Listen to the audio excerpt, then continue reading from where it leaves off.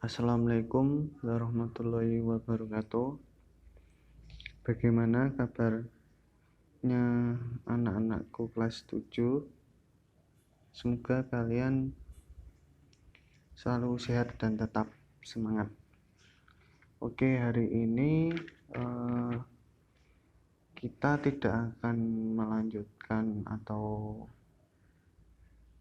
Bapak tidak akan memberikan materi pertemuan materi bab selanjutnya, tapi hari ini Bapak akan membahas tugas-tugas yang telah Bapak kirimkan kemarin.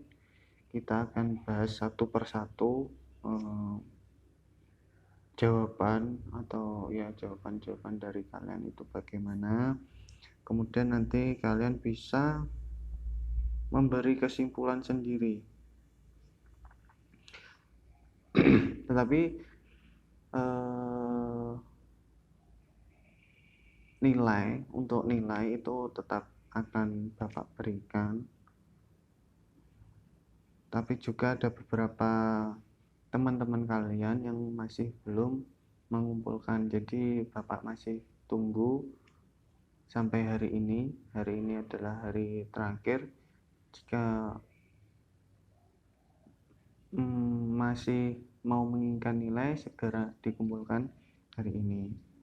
Jadi hari ini adalah pembahasan tugas mengenai soal-soal yang kemarin yang telah Bapak berikan. Jadi yang pertama adalah soal mengenai pengertian ruang.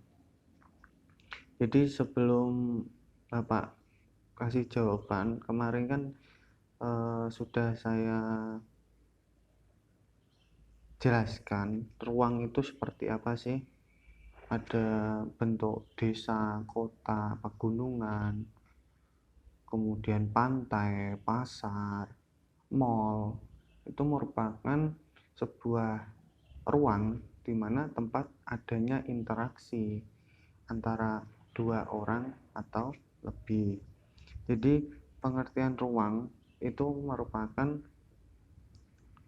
tempat di permukaan bumi, baik secara keseluruhan maupun sebagian, yang digunakan oleh makhluk hidup sebagai tempat tinggal dan berinteraksi sekaligus untuk memenuhi kebutuhannya. Itu yang dimaksud dengan ruang. Oke, kalau nanti ada yang ditanyakan mengenai pertanyaan-pertanyaan yang atau tugas yang saya berikan, nanti silahkan tulis chat di grup kelas. Oke. Terus kemudian pengertian interaksi ruang. Jadi interaksi setelah tadi pengertian ruang, kemudian kita masuk ke interaksi antar ruang. Berarti proses atau di mana antara wilayah itu saling bergantungan untuk memenuhi kebutuhannya. Contohnya ruang desa itu sangat membutuhkan interaksi dari ruangan kota. Begitupun juga sebaliknya. Contoh kemarin juga wilayah kota Kediri itu saling berinteraksi dengan wilayah Tulungagung. Begitu juga sebaliknya, karena kota Kediri dikenal dengan penghasil nanas, kemudian wilayah Tulungagung dikenal sebagai penghasil marmer. Maka ada interaksi antar dua wilayah tersebut. Jadi pengertian interaksi antar ruang itu kondisi di mana antar wilayah itu saling membutuhkan, maka terjadilah interaksi seperti itu. Terus kemudian nomor 3, sebutkan contoh interaksi antar ruang di Indonesia. Seperti saya sebutkan tadi, interaksi antara desa dengan kota, di mana wilayah desa itu merupakan banyaknya bahan pangan.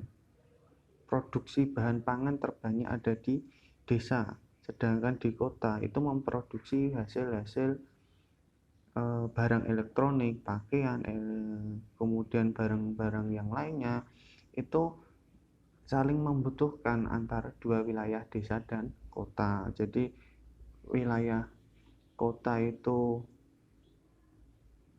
membutuhkan hasil pangannya, kemudian wilayah desa itu membutuhkan hasil yang diproduksi oleh kota.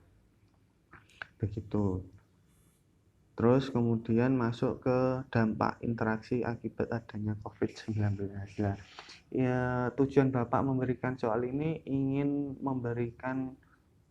tahu seperti apa sih kalian itu menyimak berita-berita yang selama ini beredar di sosial media atau di televisi atau dari info dari teman bagaimana. Nah, jadi Bapak ingin tahu bagaimana pendapat kalian mengenai interaksi atau dampak yang diakibatkan oleh COVID-19. Yang pertama mungkin jelas kita tidak dapat berinteraksi secara langsung atau tatap muka dengan teman sebaya. Kemudian yang dimaksud dengan interaksi ini interaksi antar ruang yang dimaksud Bapak. Jadi kayak konektivitas terganggu, kayak penyaluran barang-barang dari desa ke kota itu menjadi terganggu, kemudian dari wilayah produksi di Surabaya dikirim ke Tulungagung itu menjadi terganggu, seperti itu yang saya maksud. Kemudian tempat produksi menjadi terhambat dalam pembuatan produknya, jadi karena karyawannya dikurangi, kemudian karena tidak adanya pembeli, maka produksi itu tidak akan berjalan karena tidak adanya modal. Itu tadi, tidak adanya pembeli yang ingin membeli barangnya. Kemudian tempat hasil pangan menjadi terhambat dalam proses penjualannya karena juga tadi tidak adanya pembeli. Kemudian pasar-pasar yang di zona-zona merah itu karena ditutup sehingga tidak ada pembeli, itu menjadi hambatan dalam proses interaksi itu tadi. Kemudian juga ada akibat menjadi adanya dampak dari COVID terutama tentunya yaitu adanya korban atau karyawan yang kena PHK itu tadi.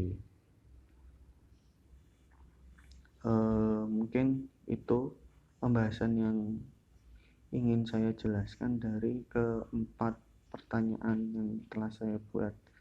Mungkin jika ada pertanyaan lainnya silakan di kolom chat. Sekian, wassalamualaikum warahmatullahi wabarakatuh.